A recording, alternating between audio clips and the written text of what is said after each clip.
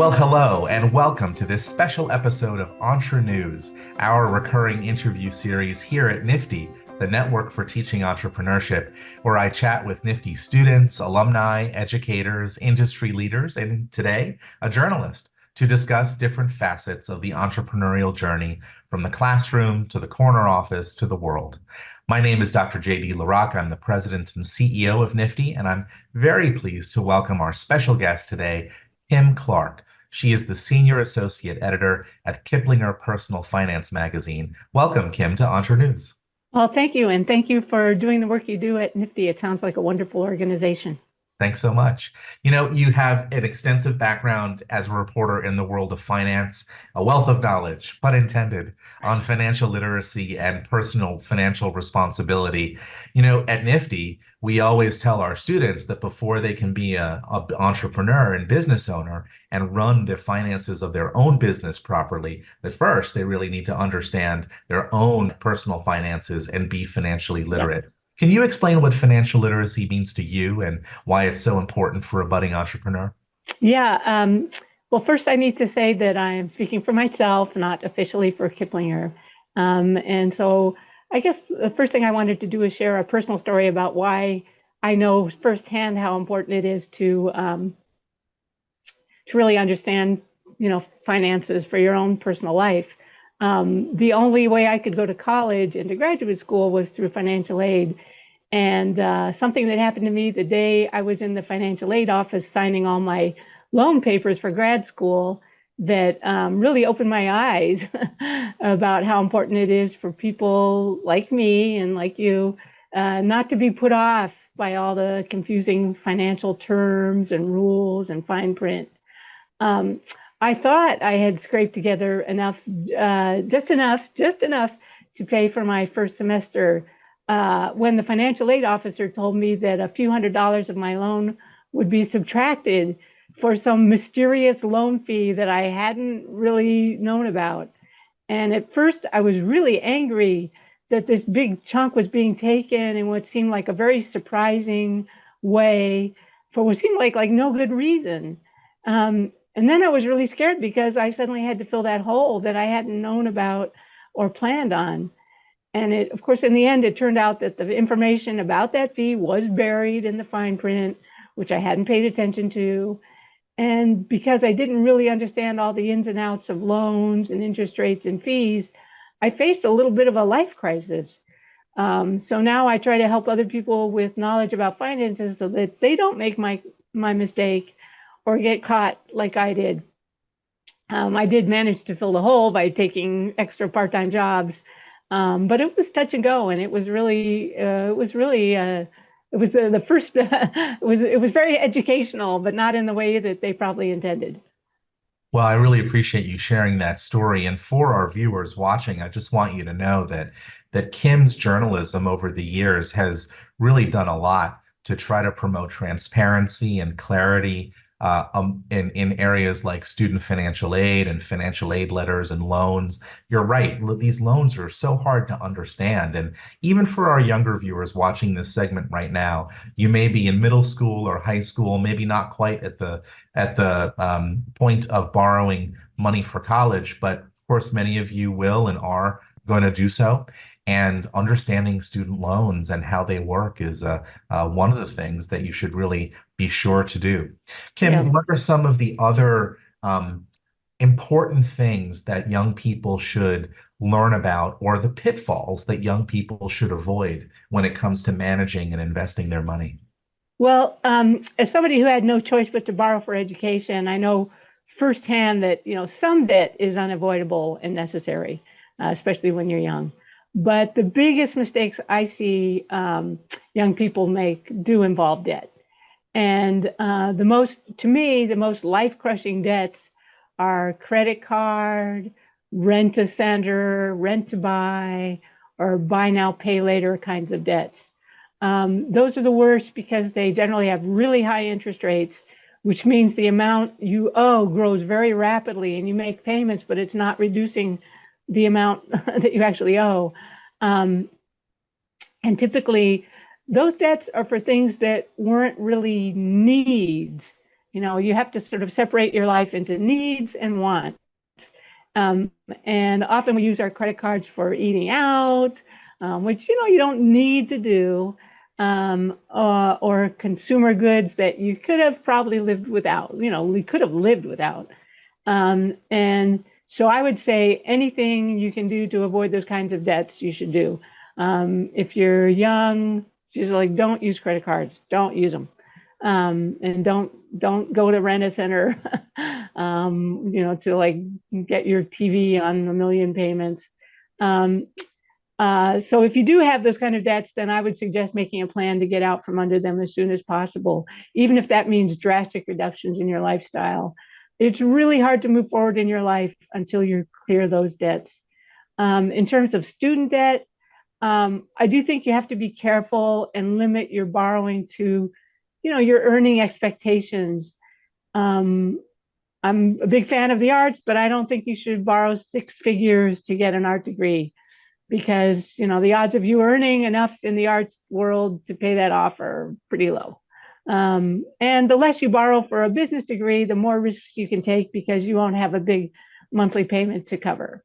It's so interesting, and we're talking about hard choices in many ways.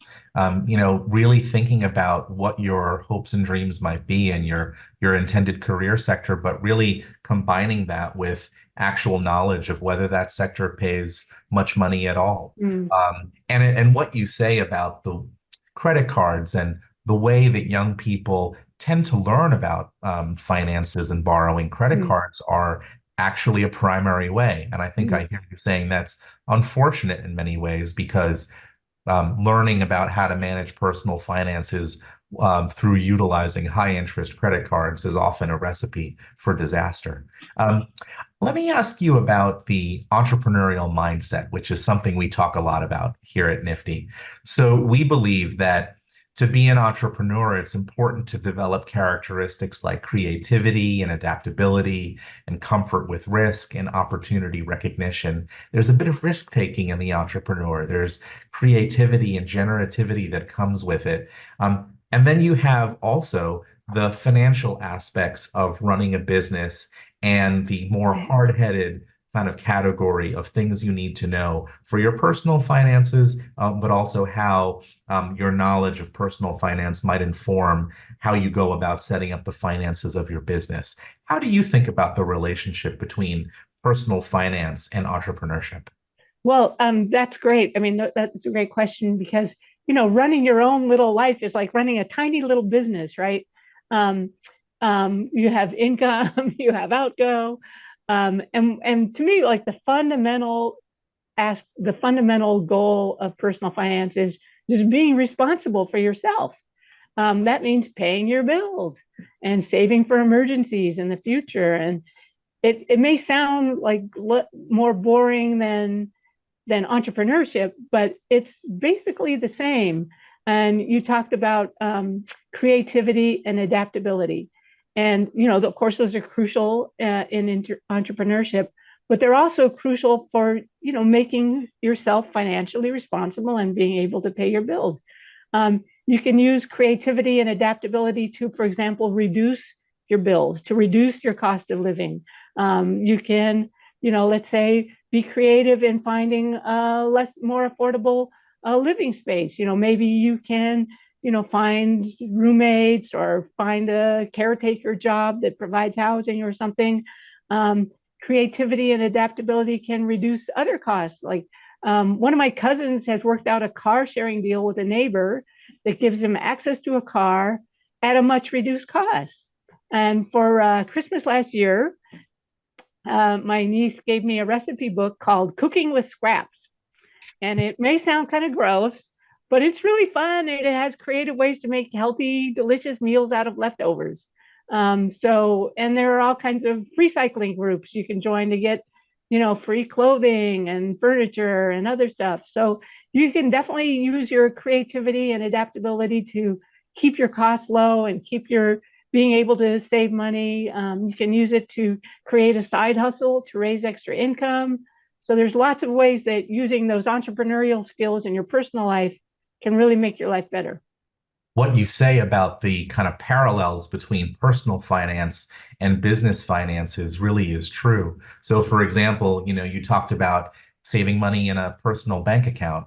Well, when you operate a business, it's really important to have what we call operating reserve funds Right, so that if you run into trouble or something happens that's unexpected, your business doesn't go out of business immediately. You have a right, cushion to be able to deal with it. With right. that said, one thing that we always preach at Nifty and teach is that you should not mix your personal finances with the finances of your business. Would you give that same advice? And why do you Oh, think it's dangerous yeah, to mix the two? I guess I don't know so much about that, but yeah, I mean, it definitely makes sense because you have to, your life is your life and your business is your business, and you need to pay your rent and cover your basics. So I guess you will want to keep that kind of separate. And if your business succeeds or fails, that's you still want a place to live, right? You still want electricity. So all of you watching this, just know that there is a way to build the finances of your business that doesn't rely on you using or overutilizing your personal savings, or heaven Right, forbid, utilizing a credit card to fund your business. We've right, seen some young entrepreneurs do that, and that's not a good way. Rather, and many of you will be learning these lessons in Nifty courses. You go to friends and family who can help provide a friend and family round of funding for your business. You can go to your local bank or your local credit union, research responsible, well set up business loans. The federal government and state governments often have programs that support subsidized low interest loans for aspiring entrepreneurs, particularly if you're a woman or an entrepreneur of color. And these are some good ways to use, if you like, other people's money to build the money that you need to build and sustain your business. So, one piece of advice from me and Kim on that. Kim, I've heard about finfluencers. What are finfluencers and how do you responsibly source information about making and saving and investing money? Influencers is a word that's made up of financial and influencers. And we've all, been on YouTube or TikTok and, learned a new dance or learned how to change the oil on our car, right? And so there's all these people on TikTok and YouTube and Reddit and Instagram who are trying to provide financial advice or, suggestions, um, trying to help you make more money.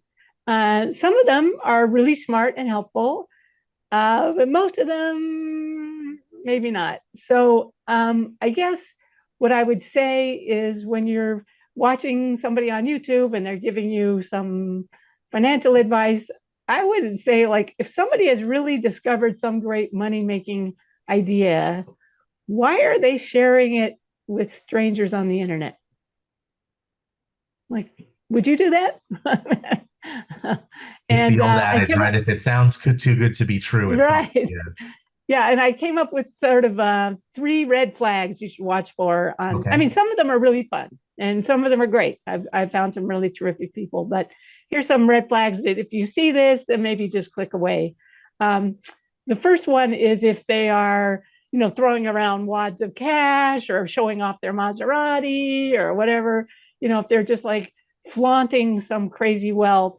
To me, that's a huge red flag because it seems kind of desperate and it seems designed to get you to act impulsively rather than thoughtfully. The second one is actually a legal issue. If they are using words like guarantee or promise or other words that indicate that there's like very little risk to whatever they're suggesting, that's a huge red flag. I mean, it's sort of almost borderline illegal because there's no such thing as no risk. No free lunch. Um, and thirdly, if they are trying to scare you with warnings about a crisis, or they're trying to create a sense of rush or emergency or urgency so that you won't take time to think or research, if they're trying to panic or rush you, then you should definitely click away and stay away from them. Some really great advice. So, what are some other smart things that young people can do in particular when it comes to learning about personal finance? Who are some sources? What are some places to go that you really trust? Well, of course, I think Kiplinger Personal Finance Magazine is great. In terms of, let's see, sources that I think are good. If you're a little bit older, I think for young people, maybe this would be so interesting, but for adults, there's a forum called the Bogleheads. I don't know if you're familiar with that. So the guy who invented, or not invented, but popularized the low cost index mutual fund, which is the best way to invest your money, is a guy named Jack Bogle, who's now sadly passed away. And so his fans call themselves Bogleheads. And they have a forum that you can just search on the web for, bogleheads.org. It's free and it's just filled with people, and you can post a question, and generally people are very responsible and nice. And I give you good financial advice. They're just other, human beings. They're not necessarily experts, but at least they're not usually trying to sell you anything. So that's a good forum. I'm trying to think. Those are the two that come to mind for me. Great. Well, I would also encourage our viewers to check out Kiplinger Personal Thank Finance you. Magazine. It's been around for a long time, and it's a Yep. really solid and well-respected source. And it just goes to say, adding on to what you just said, that before you start dabbling in different things that are out there with credit cards or loans or other financial instruments, it really pays to get educated. So that's Yeah. what we're trying to do at Nifty, and I know that that's what you are also trying to do through the reporting and journalism that you provide. Any final words of wisdom for our viewers here at Entre News? Yeah. I guess the thing I would talk about most is, sitting down and taking a minute to figuring out, it's good to do a daily, or not daily, but annually, maybe sit down and figure out how much money came in, just as you would with your business, how much you're spending. When you look at your spending, look at how much of it was really needed and how much was, needs versus wants. So that you want to create a buffer, if you call it a profit margin, between how much money is coming in and how much money is going out, so that you can use that buffer to, first of all, I think it's really important to build up an emergency fund of 3 months expenses. So if you lose your job or something, you can at least pay your bills for a couple months. And secondly, especially when you're young, seed that retirement account, because then you can just put some money in there and not look at it for 10 years. And again, put it in a nice low cost total stock market index fund and don't look at it. And so I guess just, you know, be careful and try to build a buffer, I guess. And really think about needs versus wants are the things that I would suggest. I often say to my colleagues at Nifty and to our students that 80% of success consists of preventing bad things from happening. And what you just said in terms of starting out with, okay, I'm working a part-time job. My paychecks are this and this, and I get two of them per month. I'm going to orient my spending around that number. Right. And I'm going Right. to back out first a little bit for my emergency fund. I'm going to back out a little bit for saving or investing. And then the rest is what I have for spending first on my needs and Mhm. then anything else on my wants.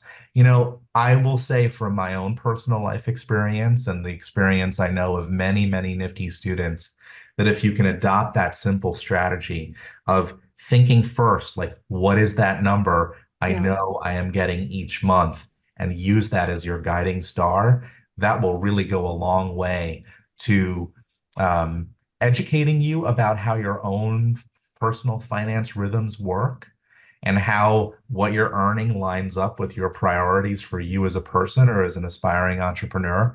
But it'll prevent you from getting into trouble if you know that what you're bringing in a month is the absolute ceiling of what you can do. So that is some fantastic advice for our young learners. Well, Kim, thanks so much for your time today. Once Sure. again, I want to commend you and thank you for all of your excellent journalism on Thank you. personal finance over the years, and also commend our viewers and listeners to read Kiplinger Personal Finance Thank Magazine you. and Kim's reporting. Have a great day, everybody. I'm JD LaRock from Nifty, and we will see you on Entre News next time.